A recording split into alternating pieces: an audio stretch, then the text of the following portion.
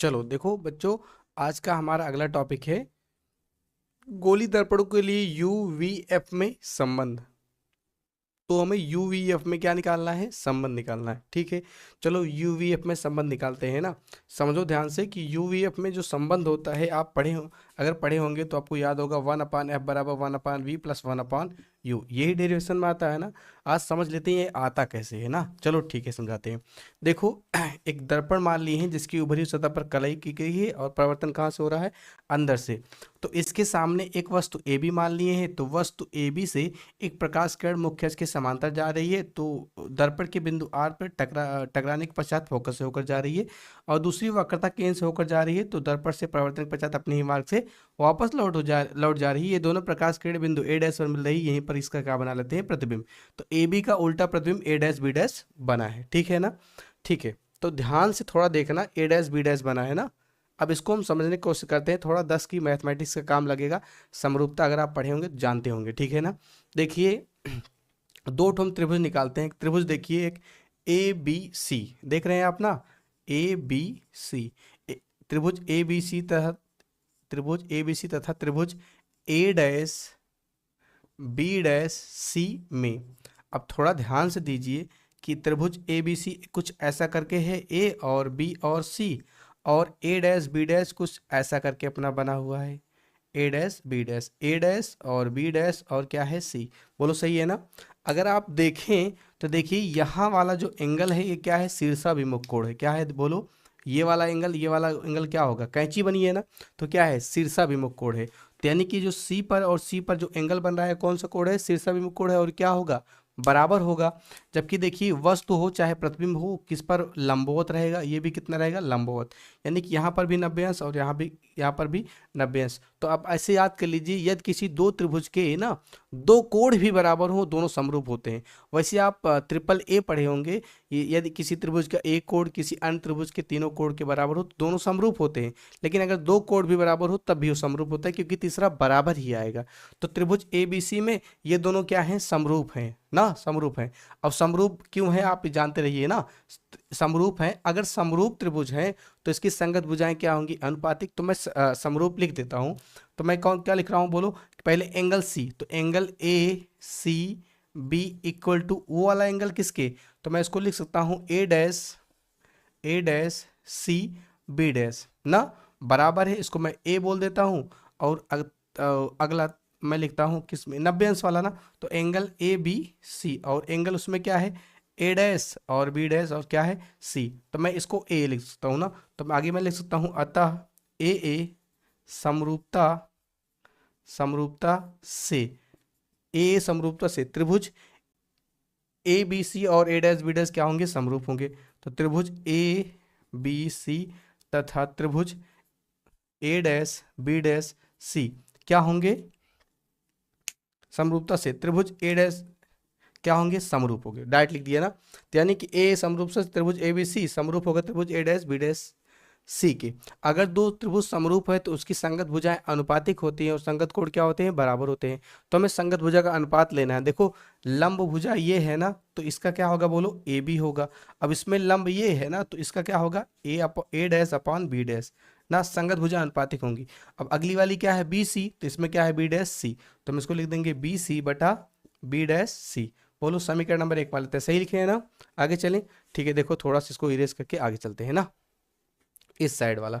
अब एक ट्रेंगल और आप निकालने के लिए कह रहे हैं, थोड़ा ध्यान से निकालिएगा। ध्यान से देखिएगा एक ट्रेंगल और, उस साइड का ट्रेंगल ना। देखो ध्यान से कि एक ट्रेंगल ऐसे है, ऐसे है, इसका नाम ए डैश बी डैश और एफ है।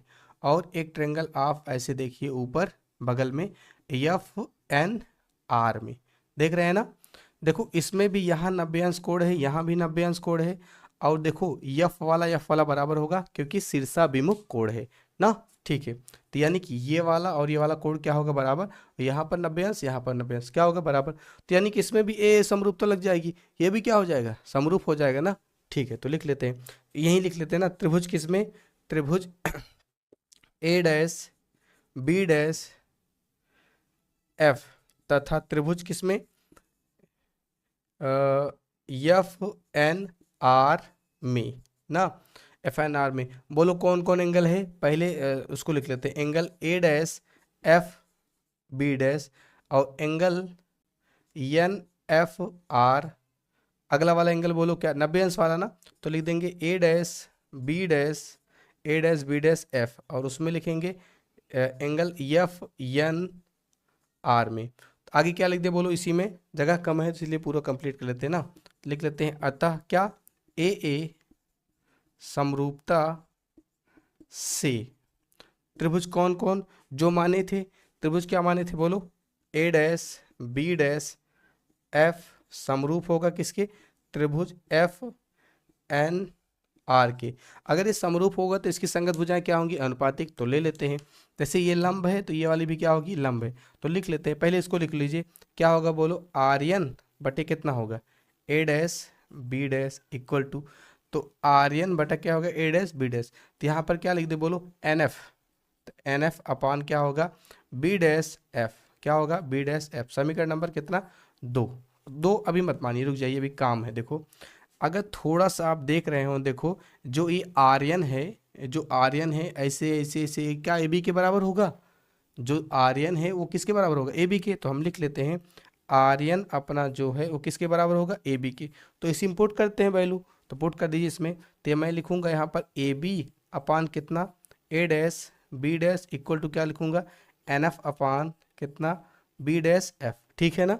तो ये समीकरण नंबर कितना हो गया, 2। अब समीकरण 1 2 को आपको सॉल्व करना है ना। तो समीकरण देखिए, 1 यहाँ है और 2 यहाँ है, 1 2 बन गया ना। समीकरण 1 यहाँ है, 2 यहाँ है ना। चलो लिखते हैं समीकरण 1 व 2 से। समीकरण 1 व 2 से, समीकरण 1 व 2 आप देख रहे होंगे तो इसका LHS इक्वल है, तो RHS भी क्या हो जाएगा, इक्वल। तो हम इसको लिख लेते हैं, कितना आएगा, B C upon B dash C equal to, यहाँ क्या है, N F upon B dash F. तो हम लिख लेते हैं N F upon B dash F. बोलो सही है ना। ठीक है। अब देखो जैसे देखो यहाँ बी सी है, बी डैश सी है, एन एफ है, बी डैश एफ है ना। तो देखो यहाँ बी सी माने कि बी सी ये वाली चीज़ है, बी डैश ये वाला है। तो देखो ना कि हमेशा याद रखते हैं हम कि जो दूरियां नापनी होती है ना वो हमेशा ध्रुव से नापी जाती है, हमेशा ध्रुव से नापी जाती हैं। जबकि ये अलग अलग है ना, तो इसको हम ध्रुव से नापेंगे ना। अब ध्रुव से कैसे नापेंगे, थोड़ा ध्यान दीजिए, चलो देखते हैं ना। तो हम बी सी को क्या लिख सकते हैं ना, थोड़ा देखिए बी सी को क्या लिख सकते हैं। जैसे बी सी है ना, तो ये बी सी है पूरा, ये बी सी है। तो मैं बी सी को चाहूँ, देखो ये बी सी को मैं चाहूँ कैसे लिख सकता हूँ, बी सी थोड़ा ध्यान देना, बी सी को तो मैं लिखूंगा पूरा पी बी। बी सी को ध्यान देना कि जो ऐसे लाइन है और ऐसे लाइन है, तो यहाँ पी सी कहाँ है बोलो, सी है, फिर कितना है, बी है। तो मैं बी सी को चाहूँगा, ये बी सी, तो मैं पूरा लिख सकता हूँ क्या, पी बी। पी बी बराबर कितना होगा, पी सी प्लस कितना, बी सी, यही तो होगा ना, ये पूरा पी बी। तो हम लिख सकते हैं ना। अब इसी में बी सी का मान निकाल लीजिए, तो बी सी बराबर कितना आएगा बोलो, पी बी माइनस का पी सी, इतना ही होगा ना। तो चलो इसको लिख देते हैं ध्यान से। तो चलो बोलो भैया कितना, बी सी के प्लेस पर में लिखना है कितना बोलो, पी बी माइनस कितना, पी सी। ओके। अब फिर इसमें समझिए, तो हमने इसको पी बी माइनस कितना लिख दिया, पी सी, बच गया। चलो ठीक है। अब अगला देखो ध्यान से, अगला हम क्या है, यहाँ बी डैश सी है, तो हम यहाँ बी डैश सी देख रहे हैं ना, तो हम पूरा पी से सी तक लिख लेते हैं। तो ये पी है अपना, ये क्या है, सी है ना। अभी जो हम क्या है अपना बोलो, बी डैश ना। तो अगर हम यहाँ पर लिखना चाहें, थोड़ा लिख सकते हैं कि पी सी जो होगा पूरा पी सी, वो होगा पी बी डैश प्लस किसके, बी डैश सी के बराबर होगा। और हम बी डैश सी का मान निकालना है, तो इधर आकर घट जाएगा। तो यानी क्या हो जाएगा, पी सी माइनस का पी बी डैश। ओके। चलो इसको भी मिटा लेते हैं। अब हमें निकालना किसका, एन एफ का मान। अच्छा एन एफ ये वाला मान ना, इसको कुछ मत करिए, अभी इसको सॉल्व करेंगे। बी डैश एफ का निकाल लीजिए, बी डैश एफ। तो बी डैश एफ है ना, तो देखो मैं एक काम करूँ, ऐसे बना लूँ। तो यहाँ अपना क्या होता है पी, और यहाँ पर बोला है क्या, बी डैश। तो लास्ट में बी डैश है, बीच में क्या है बोलो, एफ है। तो मैं इसको लिख सकता हूँ कैसे बोलो, पी बी डैश किसके बराबर होगा, पी एफ के प्लस कितना, बी डैश एफ के। हमें किसका मान निकालना है, बी डैश एफ का। तो बी डैश एफ का मान निकालना है, तो इधर आकर घट जाएगा। तो ऊपर एन एफ तो ऐसा ही रहेगा, नीचे कितना आ जाएगा, पी बी डैश माइनस का पी एफ। बोलो सही है इतना ना, इतना राइट है, कोई दिक्कत तो नहीं है। आप 1 2 बार दोबारा देखकर रिवीजन कर लीजिएगा ना, ताकि समझ में आ जाए। चलो आगे चलते हैं ना। देखो बात समझो, अगर इसी में हम लिख लेते हैं, अगर दर्पण का द्वारक छोटा होगा ना तो ये इधर आएगा और यन यहाँ चला जाएगा, यन यहाँ चला जाएगा, यन और पी क्या आ जाएंगे, निकट आ जाएंगे। तो इसका मतलब जो यन और पी आ जाएगा, जो मैं यहाँ लिख रहा हूँ एन एफ, तो वही मैं पी एफ लिख सकता हूँ। तो मैं यहीं पर लिखता हूँ, यदि दर्पण का द्वारक छोटा हो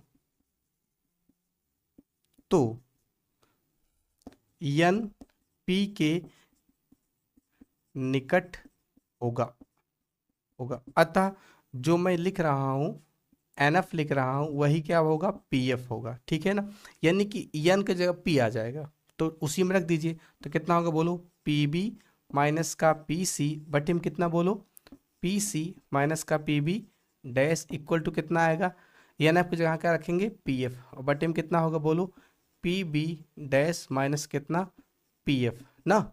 चलो हो गया। अब थोड़ा ध्यान दो, देखो ध्यान से कि P से B माने वस्तु की दूरी, तो क्या है बोलो, ध्रुव से B माने वस्तु की दूरी ना, और वस्तु दूरी हमेशा किस में होती है, ऋणात्मक, लिख दिया।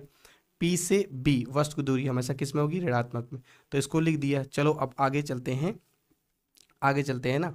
अब देखो P से C माने वक्रता त्रिज्या और इधर नाप रहे हैं तो माइनस में, तो माइनस क्या लिख दे बोलो, R, ऊपर हो गया ना। फिर नीचे P से C, तो पी सी है ना, तो माइनस कितना, आर, बीच में माइनस लगा लेते हैं। अब देखो पी बी डैश, पी से बी डैश, लेकिन ये प्रतिबिंब है ना और ये नीचे बन रहा है, उल्टा और वास्तविक है, तो किस में होगा, माइनस का बी बराबर का पी एफ है, पी एफ माने इधर, तो अवतल दर्पण का नेगेटिव होता है, तो माइनस क्या लिख दें बोलो, एफ, सही लिखे है ना।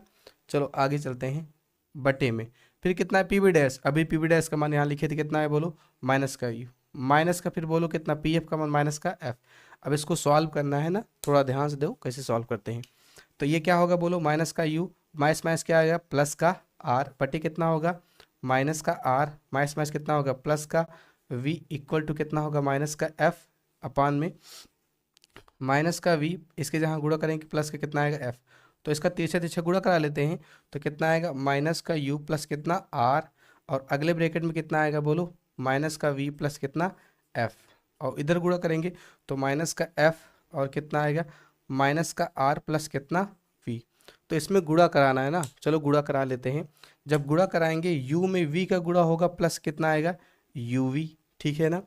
अब u का गुणा f में होगा तो माइनस कितना आएगा, यू एफ, u का गुणा दोनों में हो चुका है, r का गुणा होगा तो माइनस कितना आएगा, आर वी, अब फिर r का गुणा किस में होगा, f में, तो प्लस कितना आएगा, आर एफ आएगा। ठीक है ना, तो इधर हो गया बराबर का। अब इधर सॉल्व करते हैं ना, ठीक है, थोड़ा देखिए, माइनस का इहो माइनस का, तो इसको क्या लिखते हैं बोलो, आर एफ, इसको भी क्योंकि यहाँ आर एफ लिखे, यहाँ भी माइनस माइनस प्लस हो गया, आर एफ प्लस कितना होगा, और फिर कितना होगा, माइनस का एफ वी, माइनस का एफ वी। अब देखिए ये आर एफ प्लस में ये आर एफ प्लस में कैंसिल हो जाएगा। अब नीचे एक लाइन और लिखते हैं बस ना, तो यहाँ कितना होगा बोलो, यू इंटू वी, यहाँ कितना होगा, माइनस का यू एफ, ठीक है, यहाँ माइनस आर वी है ना, तो एक काम करो उसको उधर ले जाओ, देखो यहाँ पर आर वी है, नेगेटिव उस साइड जाएगा, पॉजिटिव में तो आर वी होगा, ये पहले से माइनस कितना लिखा था बोलो, एफ वी, सही लिखे है ना। तो आगे चलते हैं ना, देखो ध्यान से, इधर इधर देखो, एक लाइन और छोटा सा लिख दे रहे हैं ना, देखो ध्यान से, जैसे यहाँ क्या है लिखो, इसको हम लिख सकते हैं यू इंटू वी, क्या लिख सकते हैं, यू इंटू वी, माइनस उसको क्या लिखेंगे, यू एफ ना।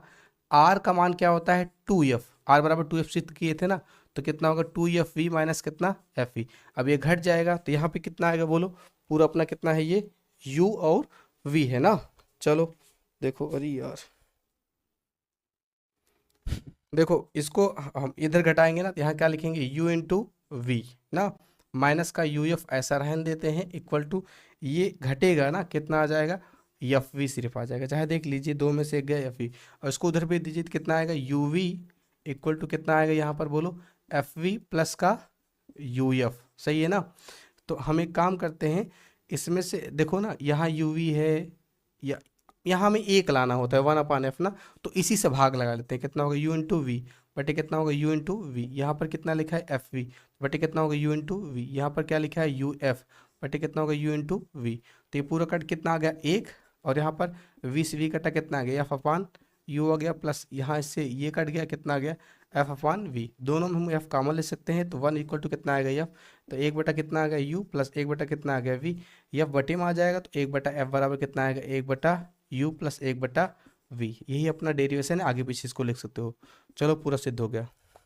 इसमें ऐसा कोई टॉपिक जो आपको ना समझ में आया हो तो कमेंट करिए, ठीक है ना, और इसको 2-3 बार देखिए और घर पर 2-3 बार कम से कम प्रैक्टिस कीजिए, पक्का आ जाएगा, ठीक है ना।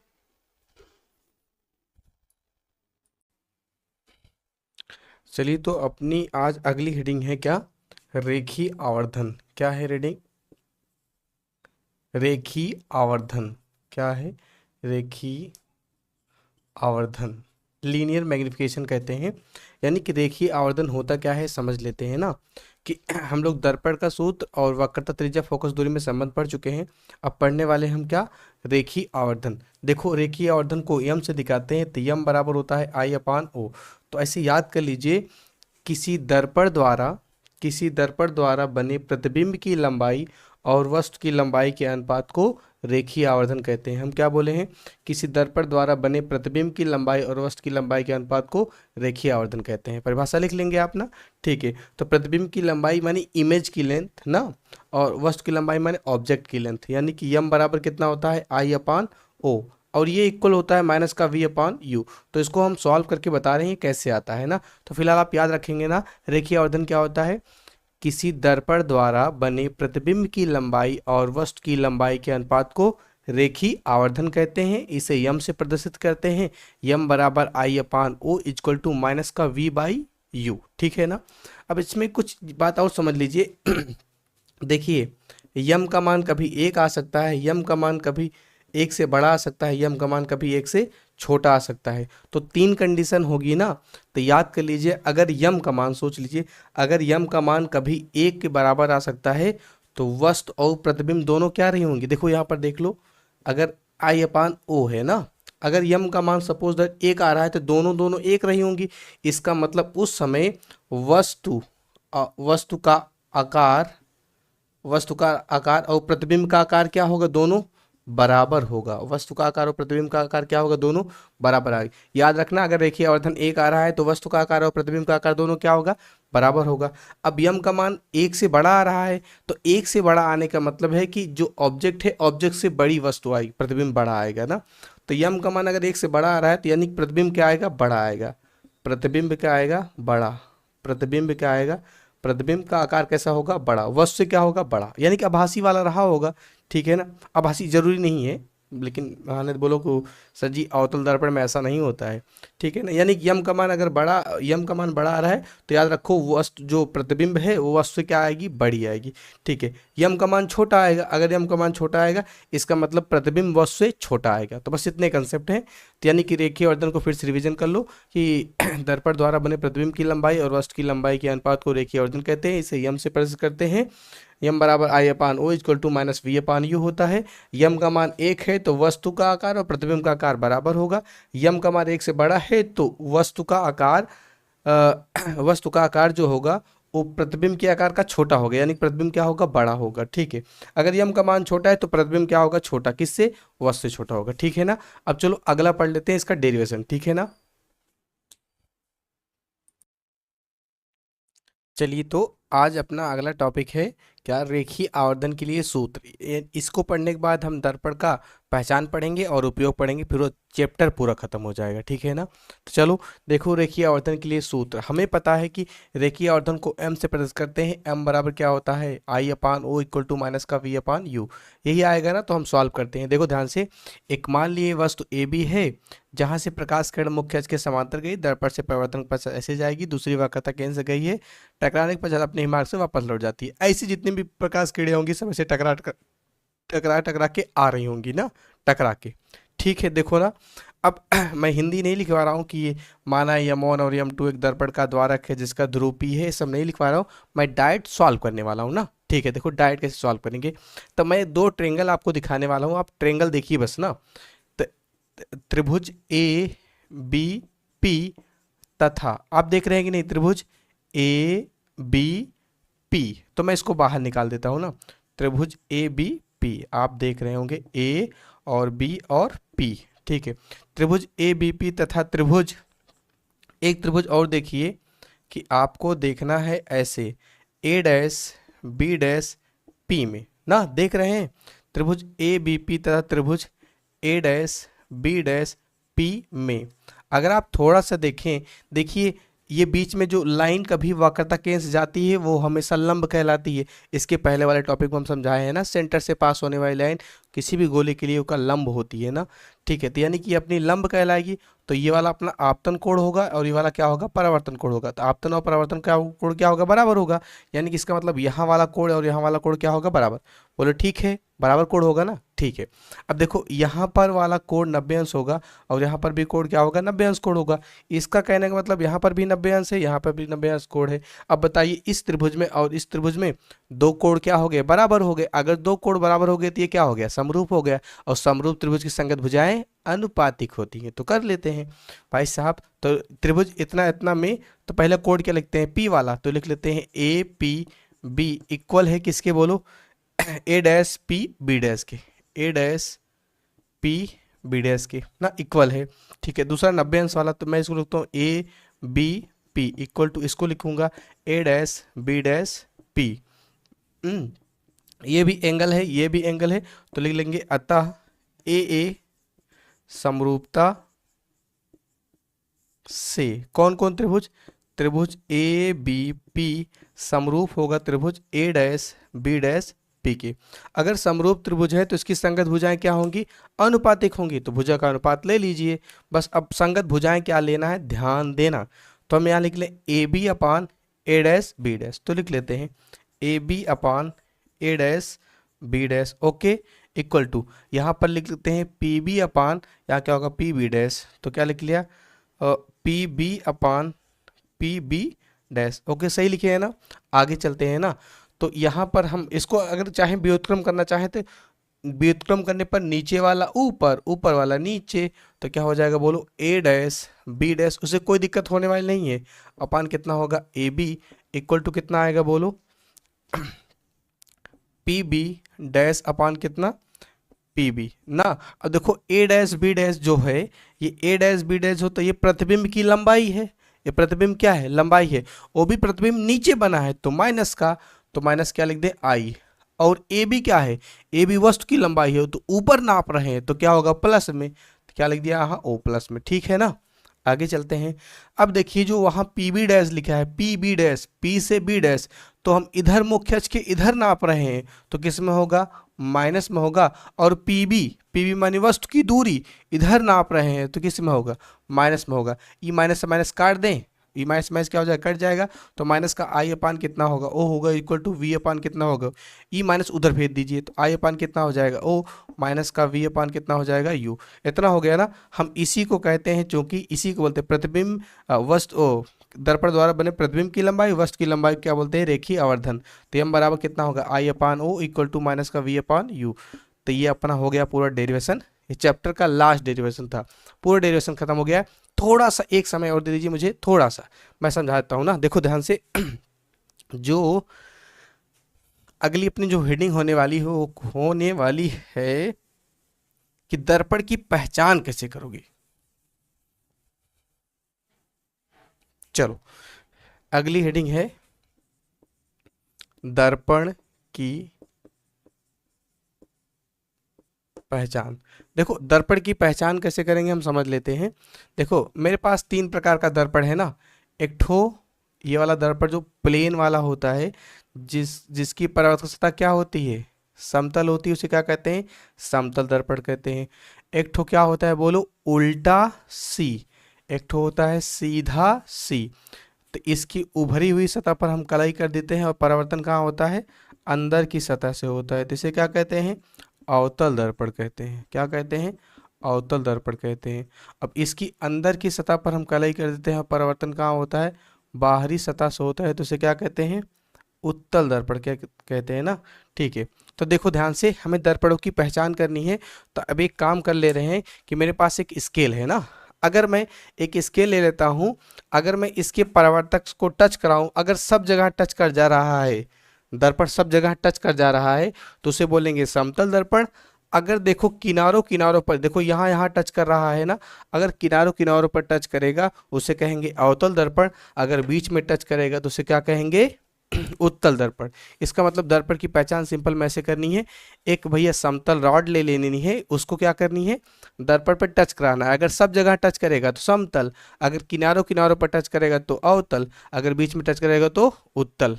अब आप किताब से पढ़ लेंगे दर्पण का उपयोग, अगर नहीं पढ़ पाएंगे तो कमेंट कर दीजिए, मैं आपको भेज दूंगा लिखवा के, या तो मैं पढ़ा दूंगा, ठीक है ना। चलिए